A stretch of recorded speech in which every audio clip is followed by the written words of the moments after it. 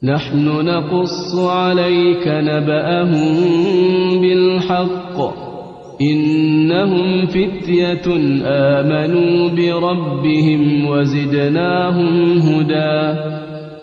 Pada hari ini teman-teman kita akan bahas seorang sosok yang luar biasa dalam mencari kebenaran. Luar biasa kalau saya katakan. Karena kisahnya itu jalan hidupnya semuanya dalam mencari kebenaran. Dan komitmen konsisten sampai meninggal dengan itu. Sampai diberikan julukan Salman Al-Farisi radhiyallahu anhu atau Salman Al-Khair. Salman yang penuh dengan kebaikan. Ya, yang seseorang yang merupakan ide dialah yang memunculkan ya, ide keluarnya atau digalinya parit. Yang akhirnya 10.000 pasukan Ahzab tidak jadi menyerang Madinah dan selamat. Dan berapa banyak pahala yang dipanen radhiyallahu dari ide ini. Tapi yang jelas cukup banyak keutamaan yang lain selain daripada hanya sekedar ide menggali parit. Tapi bagaimana kita bisa melihat keteguhan beliau dalam mempertahankan agama ini sampai meninggal dunia. Bahkan menjadi ulamanya para sahabat. Tidak jarang di antara sahabat banyak bertanya hukum kepada Salman Al-Farisi padahal dia bukan dari turunan Arab.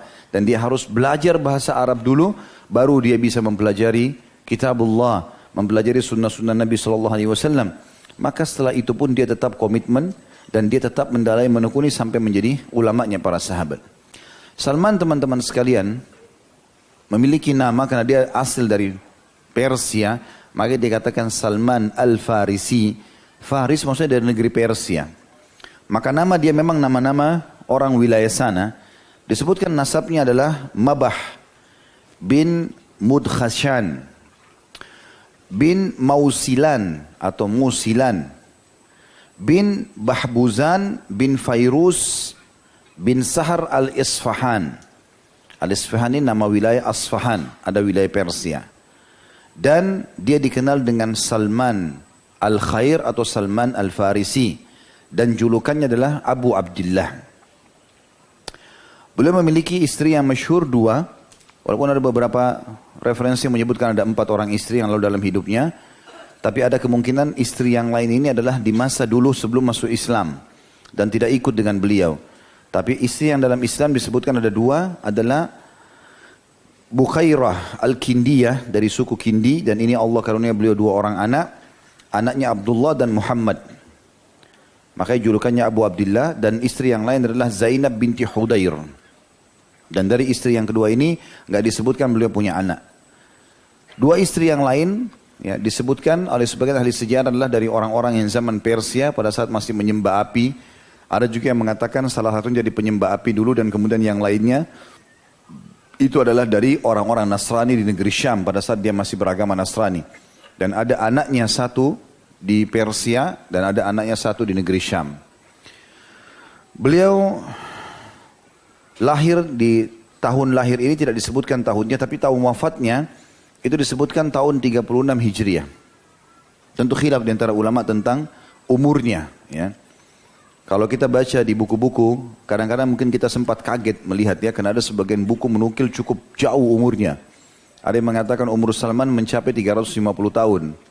Ada juga yang mengatakan 250 tahun. Termasuk Imam Adz-Dzahabi rahimahullah pernah menyebutkan itu. Tapi Imam Adz-Dzahabi meluruskan di buku yang lainnya bahwasanya itu adalah sesuatu dinukil yang tidak punya sanad. Maka beliau mengatakan umur yang tepat adalah sekitar 70 tahunan pada saat wafat radhiyallahu anhum. Baik, kita akan mulai teman-teman sekalian dengan kisah bagaimana seorang pencari kebenaran ini memulai hidupnya. Setelah pembebasan Madain, ibu kota Persia, di zaman Umar bin Khattab, dan kebetulan Salman Al-Farisi salah satu dari prajurit atau kesatria utamanya Umar bin Khattab radhiyallahu anhu ajma'in. Maka dia pun memiliki sebuah tempat di sana. Kemudian di depan rumahnya dia bercerita. Dikelilingi oleh banyak sahabat dan juga tabi'in ridwanullahi alaihim, dan mulailah dia menceritakan kisahnya yang luar biasa. Dan ada alasan kenapa dia menceritakan kisah-kisahnya. Kadang-kadang dia ditanya oleh para sahabat, kadang-kadang juga memang dia menceritakan secara langsung. Dan dia menjelaskan. Di antara kisah atau riwayat yang akan kita sebutkan nanti adalah riwayat yang diceritakan Salman Al-Farisi kepada sahabat Nabi yang lain, Abdullah bin Abbas radhiyallahu anhu majma'in. Dan itu Ibnu Abbas tidak menanyakan, tapi Salman menceritakan. Dan beliau mengatakan kepada Ibnu Abbas, ketahuilah aku pernah menceritakan kisah ini kepada Nabi SAW dan beliau menyuruh aku menceritakan kepada orang-orang. Dan beliau suka cerita ini diceritakan. Karena memang cerita ini cukup unik. Tidak ada sahabat yang melalui masa hidup seperti Salman Al-Farisi radhiyallahu anhu majma'in yang dalam mencari kebenaran, khusus masalah mencari kebenaran. Saya akan bacakan riwayatnya cukup panjang, tapi memang perlu kita ketahui masalah ini. Salman berkata kepada Abdullah bin Abbas radhiyallahu anhu majma'in dan juga kepada sahabat-sahabat Nabi yang lain yang ikut ke Persia pada saat itu dengan beberapa tabi'in. Aku adalah seorang lelaki Persia dari penduduk Asfahan. Jadi ada wilayah sampai sekarang masyhur kota Asfahan. Tepatnya penduduk salah satu kampung Asfahan yang bernama Ji. Seperti itu saja, J-I ya. Ayahku adalah kepala kampung di situ atau kepala suku dan aku adalah makhluk Allah yang paling dicintainya. Begitu besarnya cintanya kepadaku sampai-sampai ia mengurungku di rumah, layaknya seorang gadis perawan yang dipingit. Lalu aku bersungguh-sungguh dalam mempelajari agama Majusi, penyembah api. Hingga menjadi orang yang mengurusi api sesembahan dan menyalakannya, tanpa membiarkannya padam walau sesaat pun. Dan ayahku memiliki lahan yang besar. Sampai sini saya tanggapi dulu. Jadi sebagian buku juga menukil kalau ayahnya Salman memang adalah pendetanya Majusi. Dia memang penyembah api. Dan dia mengkader anaknya untuk menjadi itu. Supaya anaknya tidak terpengaruh dan hanya fokus di situ, maka dikurunglah di rumah. Dan kerjanya hanya ikut sama ayahnya setiap hari pergi ke tempat pembakaran api. Dia bakarin, ditambahin kayu bakar supaya lebih besar. Kemudian menerima tamu-tamu yang untuk menyembah api tersebut. Lalu kemudian dia katakan, suatu hari ayahku sempat sibuk di bangunan miliknya, lalu berkata kepadaku, wahai anakku, sesungguhnya aku sibuk dengan pembangunan gedung ini atau gedung hari ini, mau bangun bangunan, hingga tidak sempat mengurusi lahan milikku. Ada lahan luas, ada kebun-kebunnya, ada hewan-hewan ternaknya. Pergilah ke sana, tengoklah. Pertama kali ayahnya Salman suruh Salman keluar. Biasanya cuma ke tempat lain. Biasanya cuma dari rumah ke tempat sembahan api. Itu saja kerjanya. Dikawasi sama ayahnya ketat sekali. Dari pagi keluar ditemani terus sampai pulang lagi ke rumah ditemani terus. Baru kali itu pertama kali dia dibolehkan oleh ayahnya untuk menengok lahan. Ya. Lalu ia menyuruhku mengurusi sebagian apa yang diinginkannya di sana. Kemudian aku pergi menuju lahan miliknya itu. Lalu aku sempat melintasi sebelum tiba di lahan itu salah satu gereja milik orang-orang Nasrani. Di dalamnya aku mendengarkan suara mereka yang sedang melakukan ritual ibadah. Aku tidak tahu apa yang dilakukan oleh orang-orang itu ya, atau di luar rumahku. Karena ayahku biasa mengurungku dalam rumah. Tak kala aku melintas dan mendengar suara mereka, maksudnya orang-orang Nasrani tadi, aku menemui mereka untuk melihat dari dekat apa yang sedang mereka lakukan. Tak kala melihatnya bergabung masuk ke dalam gereja, ritual mereka itu membuatku kagum.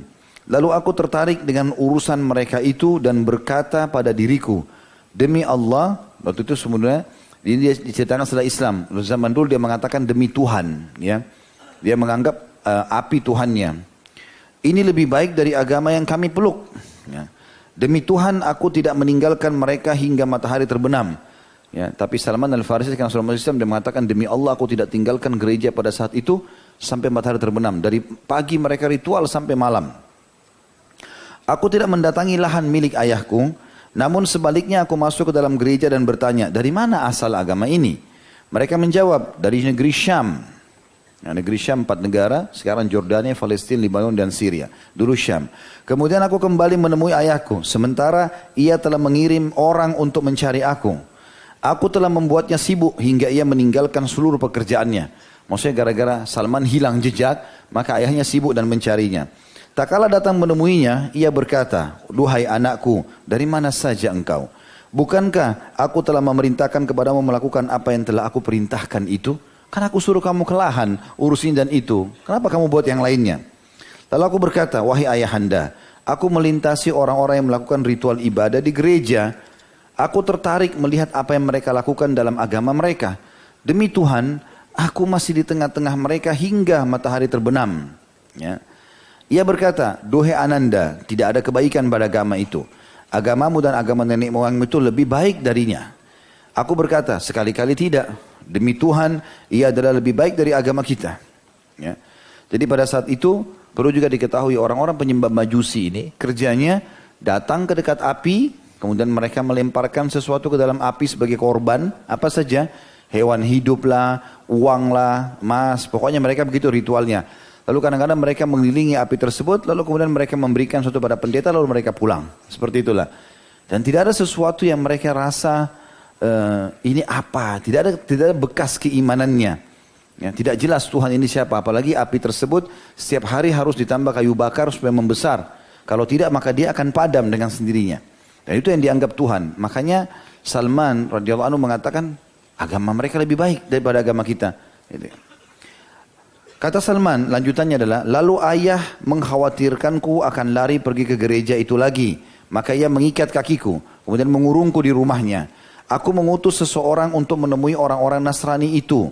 Lalu aku berpesan kepada mereka, bila ada rombongan pedagang Nasrani datang dari negeri Syam, beritahukanlah kepadaku tentang mereka.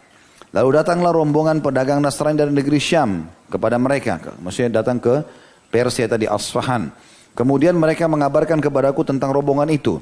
Lalu aku berpesan lagi, bila orang-orang itu sudah menuntaskan urusan mereka dan ingin pulang ke negeri mereka, tolong kabarkan kepadaku. Maka tak kala orang-orang pedagang tadi akan pulang, mereka memberitahukan kepadaku tentang hal itu. Maka aku pun melepaskan rantai besi dari kakiku, kemudian aku pergi bersama mereka hingga aku tiba di negeri Syam. Jadi sampai sini cerita tentang bagaimana dia dulu menyembah api sama ayahnya, dan akhirnya dia meninggalkan rumah ayahnya untuk mencari kebenaran yang sedang dia rasakan. Dia ingin mencari apa nih, mana yang lebih baik, seperti itulah. Maka akhirnya dia pun ikut dengan kafilah dagang. Dan zaman dulu orang selalu cuma ikuti kafilah dagang saja. Ya, kalau orang mau safar kemana-mana, keluar kota, keluar negeri, mereka harus cari ada kafilah dagang enggak? Orang-orang pakai unta, pakai kuda, nanti berapa banyak mereka ikut. Nanti mereka bayar kepada kafilah tersebut. Kafilah itu biasa punya pengawal-pengawal. Kalau ada perampok mau merampok, maka dilawan, seperti itulah. Maka orang banyak bawa dagangannya, bawa keluarganya pindah dari kota ke kota lain. Tidak ada cara lain pada zaman itu. Orang kalau safar sendiri itu terlalu berani gitu. Maka mereka harus ikuti kafilah. Ketika tiba di negeri Syam, sekarang sudah tiba ke negeri Syam, dia jalan. Aku bertanya, siapa pemeluk agama ini yang paling baik? Langsung bertemu orang Nasrani, dia menganut agama Nasrani, lalu dia mengatakan, siapa pemeluk agama ini yang paling baik? Kalau kita siapa yang paling soleh, yang paling pintar, yang paling alim? Maka mereka mengatakan uskup di gereja, ada pendeta di gereja paling besar di Syam pada saat itu. Maka aku datang kepadanya seraya berkata, aku tertarik dengan agama ini dan ingin tinggal bersamamu untuk mengabdi kepadamu di dalam gerejamu. Aku ingin belajar dan melakukan ritual ibadah bersamamu. Maka uskup itu pun berkata, masuklah. Lalu aku masuk bersamanya. Rupanya, kata Salman, ia adalah seorang lelaki yang buruk. Ia menyuruh jemaahnya untuk bersedekah dan menyemangati mereka untuk melakukannya. Lalu apabila mereka sudah mengumpulkan untuknya sejumlah barang dari sedekah itu, ia menyimpannya untuk dirinya sendiri dan tidak membagikan kepada orang-orang miskin. Hingga ia berhasil mengumpulkan 7 kilal atau 7 peti besar, ya, tempayan, emas dan perak. Lalu aku benar-benar membencinya, kata Salman, setelah melihat apa yang dilakukannya. Kemudian ia pun mati, si uskup tadi mati. Ketika orang-orang Nasrani berkumpul untuk menguburkannya, aku berkata kepada mereka, sesungguhnya orang ini adalah orang yang buruk. Ia menyuruh kalian bersedekah dan menyemangati kalian, lalu bila kalian sudah telah mengumpulkan, lalu kemudian pada saat kalian telah mengumpulkan harta kalian, ia menyimpannya untuk dirinya sendiri dan tidak memberikan sedikit pun kepada orang-orang miskin. Maka para jemaahnya di situ mengatakan, dari mana kamu tahu tentang itu? Kata Salman, aku akan menunjukkan kepada kalian di mana harta itu disimpan. Lalu mereka berkata, tolong tunjukkan kepada kami. Lalu aku menunjukkan kepada mereka lokasinya. Kemudian mereka keluar dari tempat tersebut, mereka mengeluarkan dari tempat sembunyian tersebut sebanyak 7 kilal atau 7 peti emas dan perak. Tak kala melihat hal tersebut, mereka mengenal uang-uang mereka dan harta mereka. Mereka berkata, demi Allah sekali-kali kami tidak akan menguburkannya. Lalu mereka menyalipnya dan melemparinya dengan batu. Di sini juga sebuah pelajaran penting ya. Bagaimana memang Salman radhiyallahu anhu fitrahnya sebelum masuk Islam sudah bersih. Sekarang dia sebagai pengawal uskup, gitu kan? Dia seperti pengawal pendeta. Dia bisa saja cuma dia yang tahu tempat penyimpanan harta itu. Dia bisa mengambil, pendeta itu mati tanpa sempat menikmatinya. Dia bisa membawa lari dan seterusnya. Orang tidak ada yang tahu. Tapi kejujuran membawanya pada hal tersebut. Dia pun mengatakan ada di sini, ambillah ini punya kalian. Dia tidak minta sedikit pun. Setelah itu, orang-orang mendatangkan pendeta lain dan mengangkatnya untuk menggantikan uskup tersebut. Aku belum pernah melihat seorang lelaki yang melakukan ritual sepanjang hari.